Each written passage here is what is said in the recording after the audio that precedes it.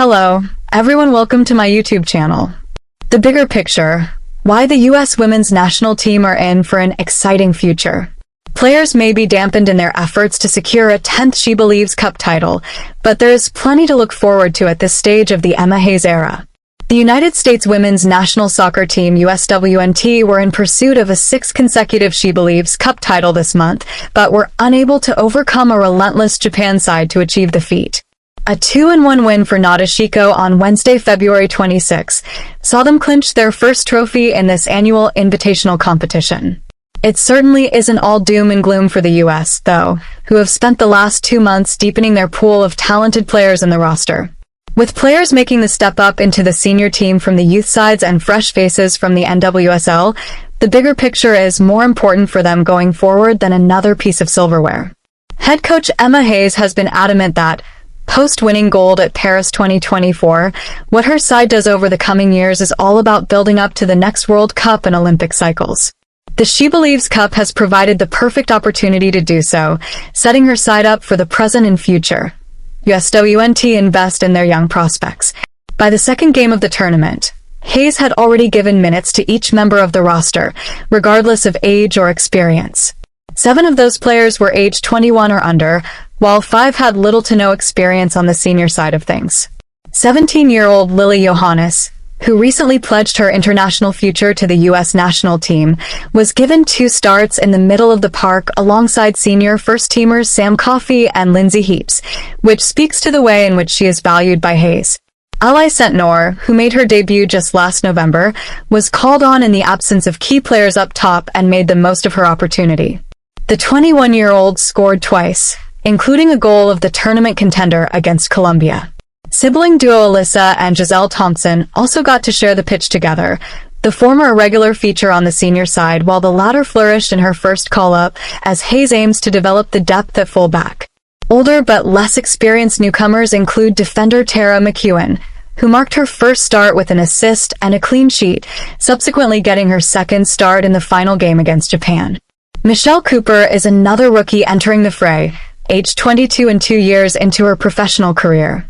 She impressed at the Futures camp last month and scored the winning goal as the US beat Australia this month in just her second game with the senior side. The commitment to relying on the full squad is indicative of Hayes' approach. If the coaching staff and players put in the work now, they can set this team up for the next decade. The search for a new number 1. One of the key storylines regarding the USWNT, at least since the turn of the new year, has been the search for a new number 1. The latest roster has given a clear indication of who is in the running to assume the spot left by the recently retired Alyssa Nair. Jane Campbell and Mandy McGlynn were the 2 goalkeepers called on by Hayes, each getting their turn at the SheBelieves Cup, with the former starting 2 of the 3 games. They've both got little experience in terms of games at this level, and we won't know the next steps unless we play them. For a lot of years, other goalkeepers haven't been given the same playing time as Alyssa, of course. She is world-class, but we need to close that gap for both of them. Our job is to keep pushing and developing them, and time will reveal where they both are. I value patience and development. They aren't the only shot-stoppers in the mix, though. Fallon Tullis-Joyce was a training player in what was her second ever camp with the national team throughout the duration of the mini-tournament. Hayes has placed a lot of emphasis on developing relationships, regardless of position, which is something the Manchester United player needs to do. She's having an unbelievable season, and we've been keeping tabs on her progress. I'm sure Fallon will get her opportunities with us, but the other 2 have been around the group a little bit longer and have built those connections. Fallon will get her turn, but not this camp. In terms of squad building, the former Chelsea coach is thinking diligently about each selection in every position. Details matter, and that's how she intends to restore the USWNT dynasty. Emma Hayes, our future is exciting. Following their defeat to Japan, Hayes made one thing abundantly clear: development is not linear.